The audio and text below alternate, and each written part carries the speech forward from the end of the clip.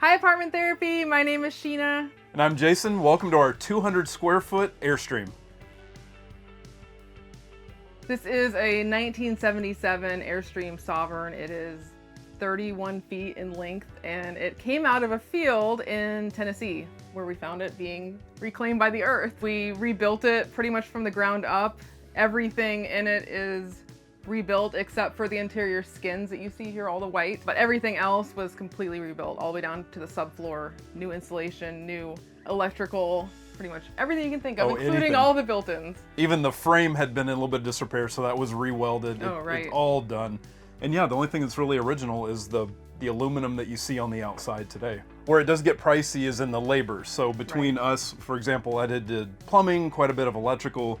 You did a lot of, like what we see back here, the door, some woodwork. So the heavy lifting was done by my parents' shop. NuAbode, so that's a family business. All of these cabinets and all these intense built-ins and things you see, craftsman style furniture, that was all done by them.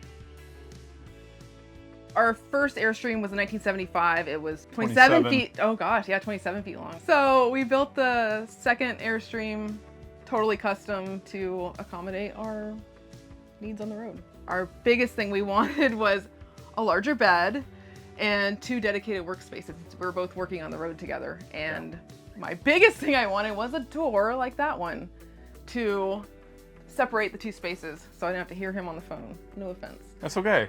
Not offended. So right here we're in our main living space area, and I designed this to be more of an apartment look. I didn't want to walk in and it looks like an RV. So I have furniture that looks like it's just floating in space, but actually it's bolted to the wall. The sofa here is an actual apartment sized sofa. It's not an RV sofa. Those are pretty much really ugly, so. A lot of thought has gone into this couch. It has. Yep. This was originally a Joybird sofa, but it has been taken apart by my mom, who is a mad scientist. She's coming up with a line of RV furniture. So this is kind of the first iteration of that, which it'll eventually have storage, hidden storage in there. So it'll look like a normal sofa, but it's not. It has hidden storage.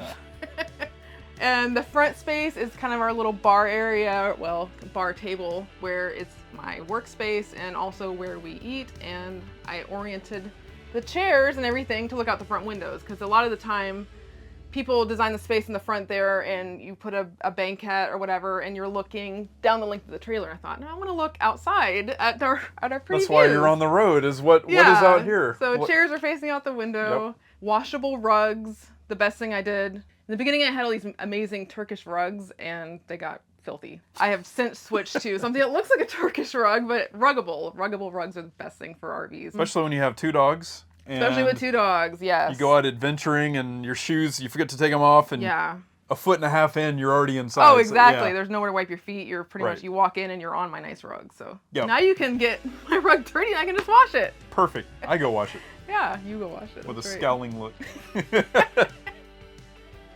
The kitchen was completely rebuilt and it's all custom cabinetry, maple countertops, waterfall countertops, real ceramic herringbone backsplash, which I argue with Dad over forever. My dad didn't want to do that in an Airstream. He said, no, that's gonna crack. But I said, I'm gonna be the guinea pig. I'm gonna try it. And so far it has not cracked. So to look at the interior of the space, you would think it is a nightmare to pack up when we leave, but actually it is not. And that is because I have planned a lot and had everything. A lot of experience too. But I have a few floating shelves in here. A lot of what is on the kitchen shelves are secured with Gorilla Tape or museum putty, except for the things that you take on and off, like the cups and the bowls and things like that. Yeah. But I wanted to have a nice open shelving look, but it's kind of open shelving, but it's not in the fact that stuff is stuck to it. The pack up process is probably only like 10 minutes, really. We've got it down. We've packed up and unpacked 100 times. Over 100. Oh yeah, hundreds of times. Hundreds of times. Oh yeah, we're really good at it now. The door back here, custom made by me. That's my one thing in here that I did totally from scratch myself. And it's just strips of 1/4-inch plywood that I cut and then just laid into a pattern on the door and just glued them down and stained it. It was very easy to make, very inexpensive. Actually, it was made out of scrap wood. It's amazing. It's a great sound barrier between the living area and then the sleeping area. And it still looks like a nice heavy wood door, but it's pretty lightweight for an RV. On the rear wall, I have removable peel and stick wallpaper. So when I feel like it, I change it out. All of the lighting throughout is new, and it's from Lucent Light Shops. Actually have a whole 12-volt section of RV lighting. Normal RV curtains give you zero privacy and they let in tons of light, and you have, you're waking up with the sun, so if you want to sleep a little bit later, not quite so much. These are fitted and give you privacy. Yeah, another NuAbode special. These were custom made by my mom's sewing team. All Airstreams from the beginning of time, I think, have had overhead cabinets in the kitchen, and we kept those overhead cabinets in our first Airstream. And we decided to not have those in the second one because we banged our head on them. Go into the sink and hit your head. I should know this by now. That's where I put up these floating shelves that have a little bit of storage. Which moves some things down to the cabinetry. Canned foods, spices, that all move down. We have plenty of space in here for everything we've ever needed.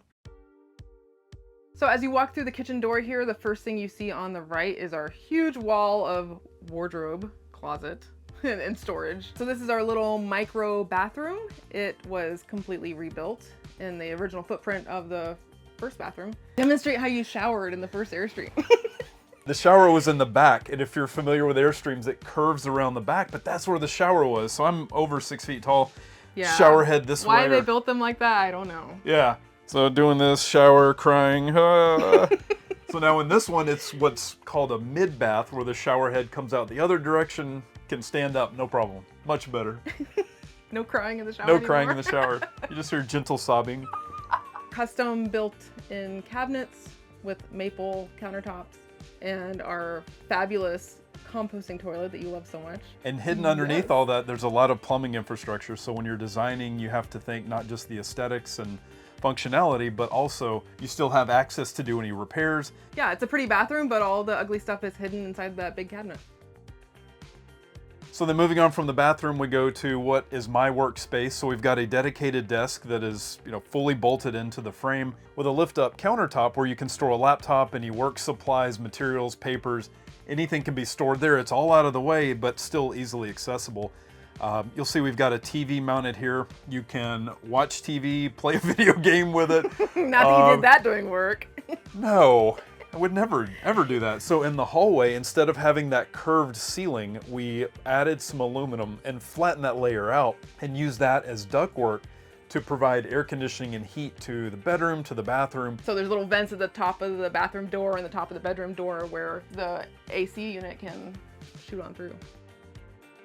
At the end of the hallway is our bedroom, and we managed to fit a king-size bed in here. It's almost wall to wall. At the foot of our bed, we had this big open space. It wasn't easy to put a door in there again, so we decided to build essentially just a board on a drawer slide that we could just pull across and make a barrier, because we have a blind dog and we have another little dog, and so that way we don't have to worry about them falling out at night. We also have a little tiny TV on the wall. We have a few floating shelves, again, with magnetic baskets, so they appear to be floating, but all the baskets stay secured to the wall. So we had a bunch of wasted space underneath the mattress. It's just the frame that holds that up.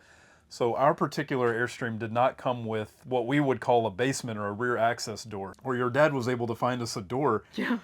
So anyways, we took it to their shop. They cut the rear opening, and we have that whole space where we can store electric scooters, helmets, hammocks, pretty much anything. Inflatable kayaks. Kayaks. It's a huge area back there we wouldn't normally have had or have access to. So we like our bedroom really dark at night when we sleep, so we ended up putting in blackout curtains that my mom made, and she's got Velcro down each side of the curtain so they can smash to the wall, so there's no light coming through the sides. For a while there, you were taping them down with like electrical tape. Electrical tape and painter's tape. Oh, gosh.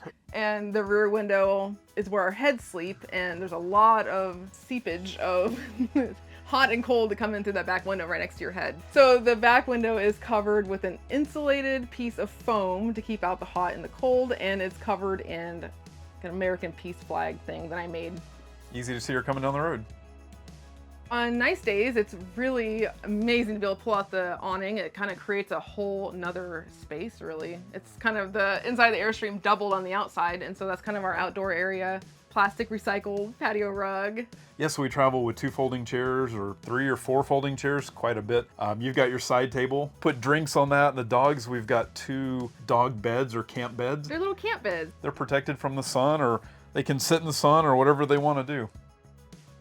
when we got the Airstream, our whole point was we just wanted to see more, and we thought we've gone through how many years of marriage, and what I remember is just all the trips we took together, and I thought, how do we do more of that? How do we have more of those experiences instead of just sitting here all the time in our house? You decided to get a telecommute job. My job was able to be on the road easily, and so thanks to the internet, we're able to do that, and still have the comforts of home. And still so have a the hot, comforts of home, a hot yeah. shower, a nice bed, a comfortable place to relax, and TV, and all the things that you want, but also still be able to go out to the Rocky Mountains or a Mojave Desert, or maybe even 5 miles from home at a lake that's nearby. Just change your backyard, take your home with you, and still be comfortable. Exactly. Still have the same familiar place to come back to. You're not staying in a hotel, and you're not missing, your bed and your pillow, and your dogs have all their toys and all of their food bowls and everything exactly where they're at, and everyone just feels comfortable. We really made a good team building this because I'm more the creative mind and you're the more analytical mind, the more technical brain, and so yeah, you built kind of all the systems in this, and I put together the aesthetics, and I made sure the infrastructure could work within that. Yeah, exactly. We really learned that we're able to do things that we didn't really think we're able to do. I never would have thought 10 years ago, oh, we're going to build an Airstream together. No, I thought, no way. I would say a lot of this is the result of a lot of trial and error that worked out based on our experiences and just wanting to have a really good end result. You've got the vision in your head, and nobody's going to want to reproduce it perfectly more than yourself. And I think that's what we figured out. Well said. Yeah, if you want something bad enough, well, you can do it.